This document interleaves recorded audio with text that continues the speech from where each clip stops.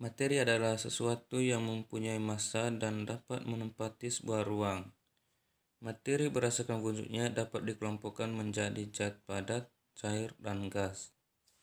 Contoh zat padat adalah beberapa jenis logam seperti besi, emas, dan seng.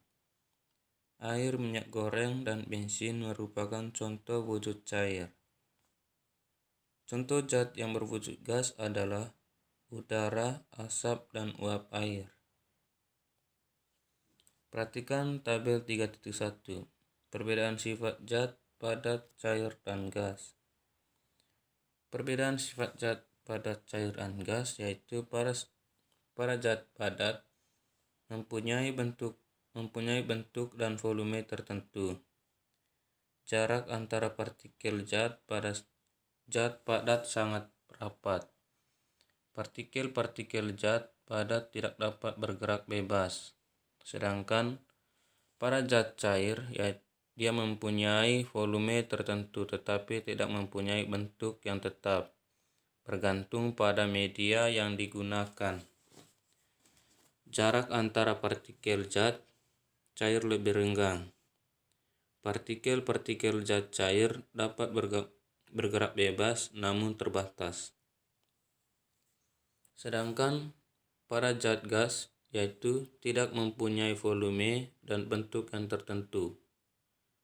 Jarak antara partikel gas sangat renggang. Partikel-partikel gas dapat bergerak sangat bebas.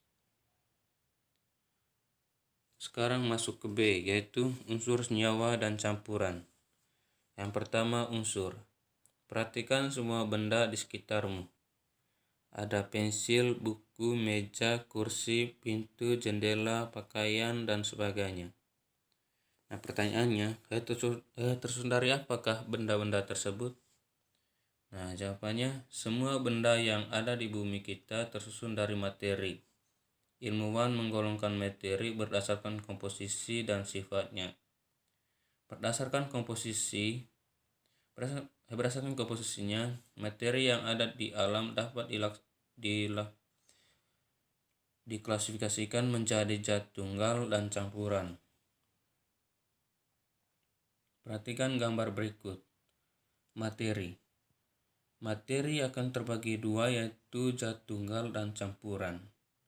Pada zat tunggal memiliki dua bagian, yaitu unsur dan senyawa.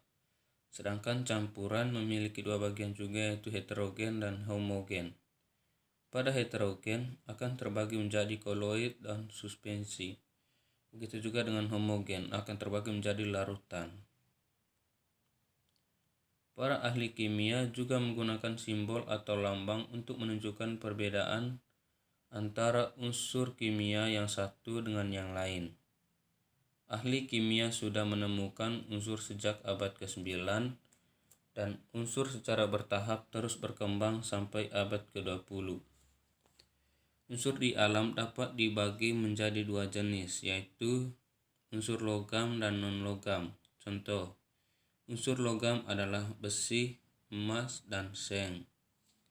Contoh unsur non-logam adalah karbon, nitrogen, dan oksigen.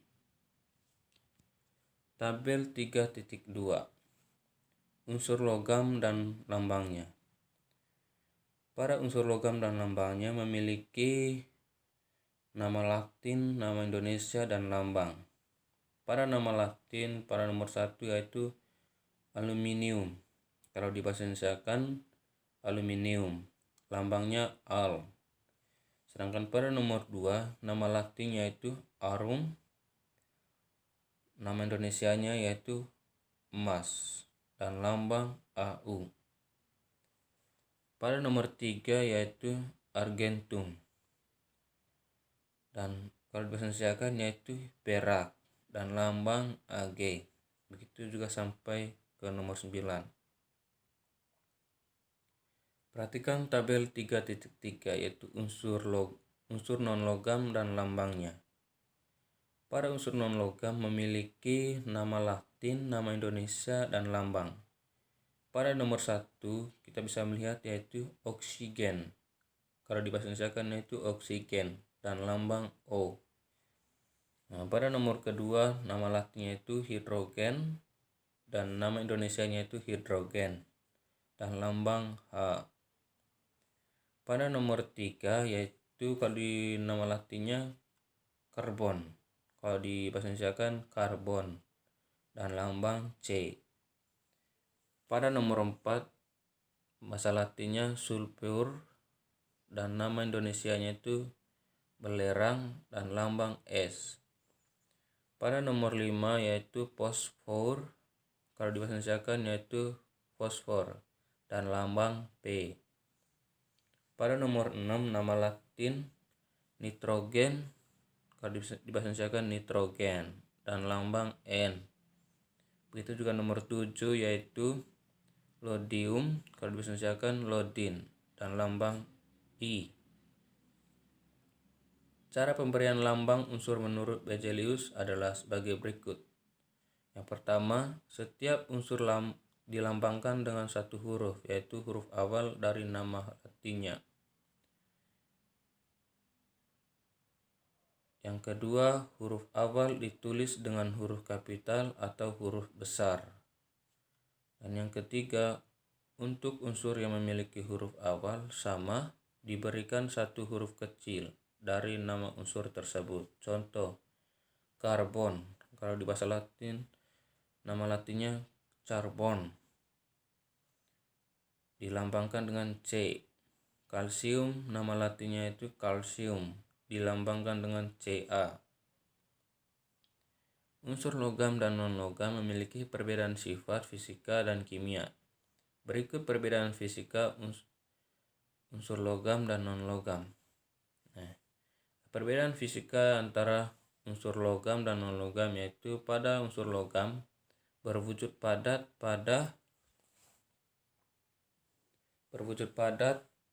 pada suhu kamar atau kecuali raksa.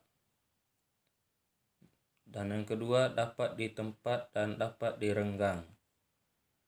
Yang ketiga, konduktor listrik dan panas. Sedangkan pada non-logam yaitu ada yang berwujud padat, cair, dan gas. Yang kedua, bersifat rapuh dan tidak dapat ditempat. Dan yang ketiga, non-konduktor kecuali grafit.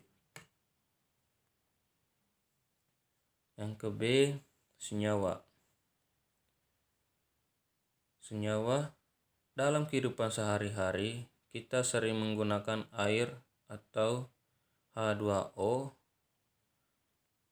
gula, garam, lambangnya NaCl, asam cuka, lambangnya C2H4O2, dan beberapa bahan lainnya. Bahan-bahan tersebut merupakan senyawa.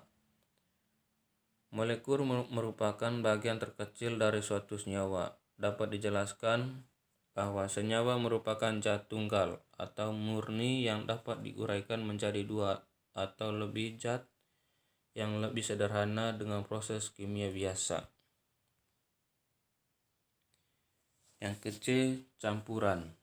Campuran adalah suatu materi yang terdiri atas dua zat atau lebih yang masih mempunyai sifat zat asalnya. Contoh, beberapa campuran yang sering kita jumpai dalam kehidupan sehari-hari adalah susu coklat, air sungai, udara, batuan, garam beriodium, dan paduan logam. Campuran dibedakan menjadi dua yaitu campuran homogen dan campuran heterogen. Pada campuran homogen banyak kita jumpai dalam kehidupan sehari-hari, yaitu larutan gula, larutan garam, dan sirup merupakan contoh campuran homogen. Campuran homogen adalah campuran yang tidak dapat dibedakan zat-zat yang tercantum di dalamnya.